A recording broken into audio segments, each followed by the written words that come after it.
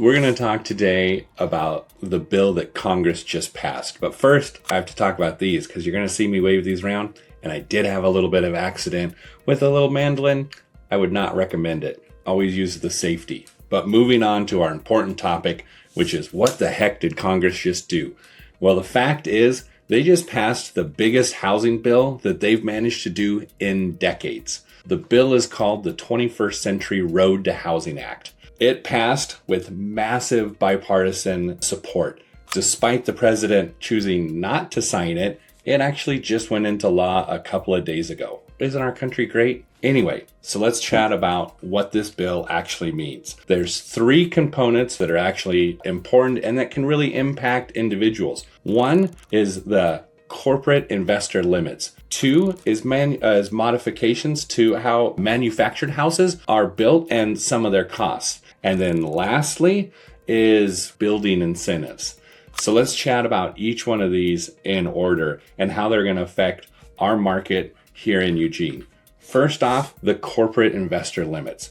This one I'm a huge fan of. Basically, this means companies like BlackRock, etc., can't just buy up all the inventory and keep them as rentals. So what this is going to do is if a company owns 350 houses or more, they can't buy any more.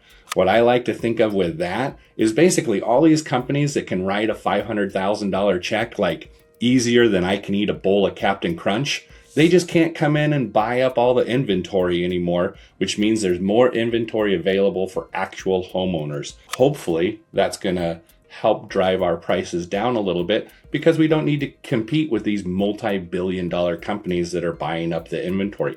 Not a huge issue in Eugene, let's be honest. Things like Phoenix and places like that was much more impactful.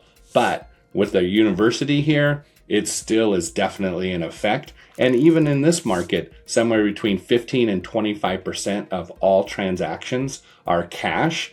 Some of those cash transactions are these larger companies. Let's switch gears and talk about the manufactured housing. The main thing with this is it removes some of these outdated requirements that really just aren't as big a deal anymore as they used to be back in the day. What that change is going to do is it's going to cut about $5,000 to $10,000 off the price of these houses. And these are really solid, affordable houses that really fill a good niche here in Lane County. So helping to make those more affordable, nothing but positive, good news. And all it's doing is lowering some of those requirements, which is lowering the cost. It's not really cutting the quality of those houses. Lastly, let's talk about these building incentives. Yay! Thank God we can get some incentives so that we can build a little bit more. All these people talk about, wow, why is housing unaffordable? What's the main cause? It's basic economics. It's supply versus demand.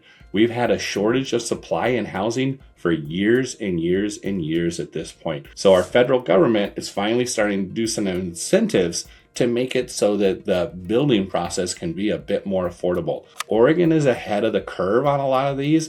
In other words, especially in Eugene, our ADU policies, middle housing legislations, these are things that are already in progress and have been being worked on, but now our federal government is stepping in and incentivizing some of those programs, and that's good for everyone. What doesn't change? The main thing that really it's not touching at all is mortgage rates.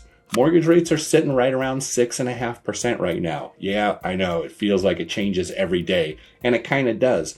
But once again, that's where we're at based on the inflation right now. Sometimes with like supply issues, hopefully eventually with those being alleviated, we'll be able to bring those mortgage rates down a little bit as well. But hey, they're a lot better than they were last year. What does this mean for you guys? Basically, if you got any questions, just give me a shout. I'm happy to walk through it with you, how these changes can represent actual meaningful change to you and what it really means for the overall market. Thanks.